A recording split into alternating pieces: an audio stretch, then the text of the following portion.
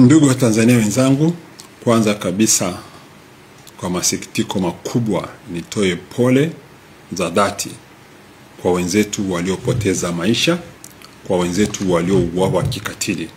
Haya ni maafa kwa taifa na wala sio janga, ni maafa kwa taifa.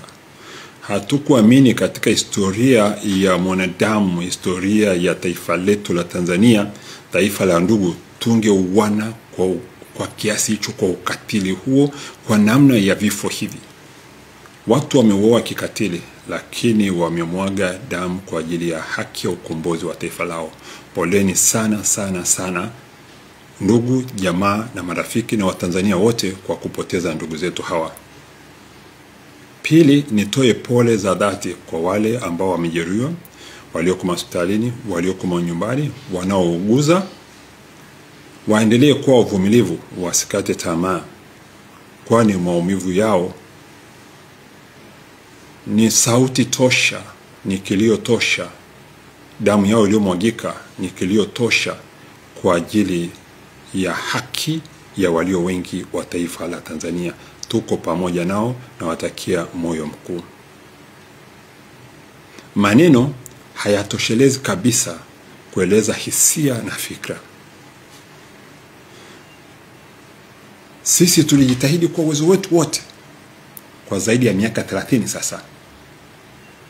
Tulitumia maneno ya kisiasa, hatukusikilizwa. Tulitumia maneno ya kiimani, hatukusikilizwa. Tulitumia maneno ya kisheria, hatukusikilizwa. Pengine leo nitumie maneno ya kisayansi, huenda yakaingia ndani mwao. Yale yote yanayotoka nje ni kioo cha yaliyoko ndani mwetu. Yale yote yanayotoka nje mwetu ni kioo cha yale yaliyo ndani mwetu. Nitaelezea mambo makuu manne. La kwanza, uhuru wa nchi yetu ya Tanganyika ulipatikana bila kumwaga damu. Japo waliokuwa wanatutawala wakati huo walikuwa wataki taifa hili mema, lakini uhuru ulipatikana bila kumwaga damu. Je, damu inayomwagika leo hii ni kwa ajili ya madaraka tu? Nyerere huko aliko analia pamoja na sisi. La pili, nchi yetu imekuwa ikiitwa Geneva of Africa. Leo hii imekuwa kaburi la kuzikana ndugu kwa ndugu waliouawa.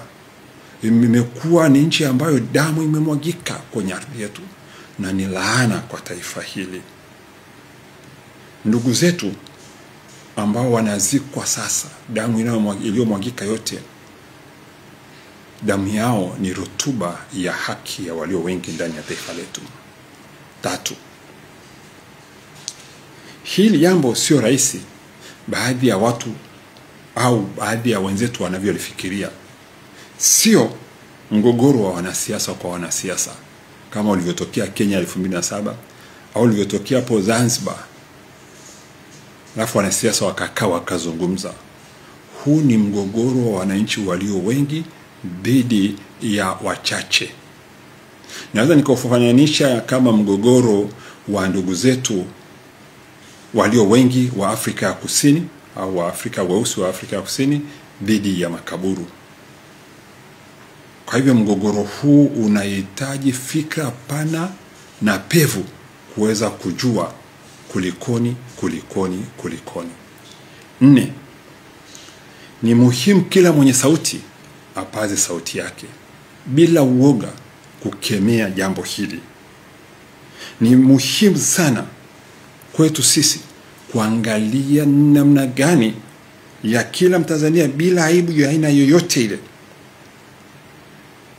bila aibu ya aina yoyote ile, tukatoka hapa tulipo. Sasa tunajiuliza tufanye nini?